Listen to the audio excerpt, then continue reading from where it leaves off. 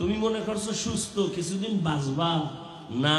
অসুস্থ রোগীটারে ডাক্তার বলে নিয়ে যাও, মনে যা চায় খাওয়ায় দাও, আর বাঁচবে না।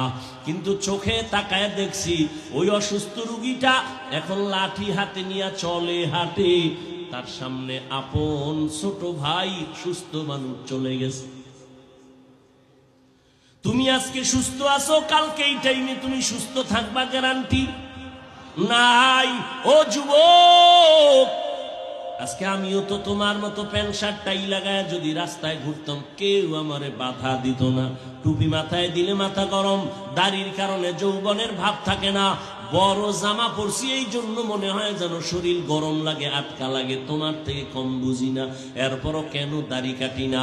কত মানুষ আমাদের টুপিওয়ালা বলে গালি দেয়, দাড়িওয়ালা বলে গালি দেয়, কওমি মাদ্রাসায় পড়ার কারণে গালি দেয়। এত গালির পরেও কেন নামাজ ছাড়ি না? এই শীতের মধ্যে যে ফজরের সময় ঠান্ডা পানি দিয়ে ওযু বানাইয়া নামাজ পড়তে কত কষ্ট, এরপরও নামাজ ছাড়ি না। ও বাবা, তার কারণ কি? আল্লাহর কোরআন পড়লাম, রসুলের হাদিস পরে দেখলাম, ওরে দুনিয়ার থেকে যারা গুনাহগার হইয়া যাবে তাদের জন্য কবর হবে জাহান্নাম, আর যারা নেক আমল নিয়ে যাবে তাদের কবর হবে জান্নাতের টুকরা। এরে আল্লাহর বান্দারা, দুনিয়াতে একটা সূর্যের গরম সহ্য করতে পারি না, একটা বেতের বাড়ি সহ্য করতে পারি না, একটা মশার কামড় সইতে পারি না। গুনাহগার হইয়া যদি কবরে যাই, ওই কবরে গুনাহগারের জাহান্নামের আগুন কেমন করে সহ্য করব? ও যুবক, মনটারে শুধু একটা কথাই বুঝাও। তোমার মতো যুবক যদি জেনারেল লাইনে পড়ে, স্কুল কলেজে পড়িয়া চাকরি করে, ব্যবসা করে, র্যাব, আর্মি, পুলিশ, বিডিআর চাকরি করে, নামাজ ছাড়ে না, বলো তুমি কেন পারো না রে বাবা? তোমার মতো যুবক রাস্তায় গাড়ি চালায়, নামাজ ছাড়ে না, বলো তুমি কেন পারো না? তোমার মতো যুবক ওসি, ডিসি, এসপি, উকিল, ব্যারিস্টার, প্রফেসর, ডাক্তার, নামাজি আছে না?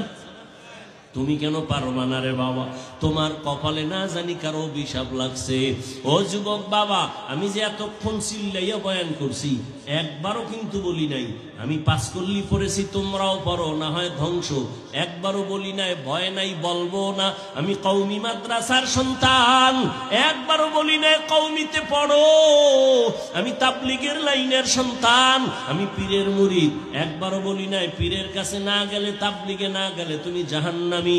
আমি কি বলতে চাই বাবা শুনো, তুমি স্কুলে পড়ো আলহামদুলিল্লাহ, কলেজে পড়ো আলহামদুলিল্লাহ, চাকরি করো, ব্যবসা করো আলহামদুলিল্লাহ, তবে তুমি ডাক্তার হও, ইঞ্জিনিয়ার হও, প্রফেসর হও, ব্যবসায়ী হও, চাকরি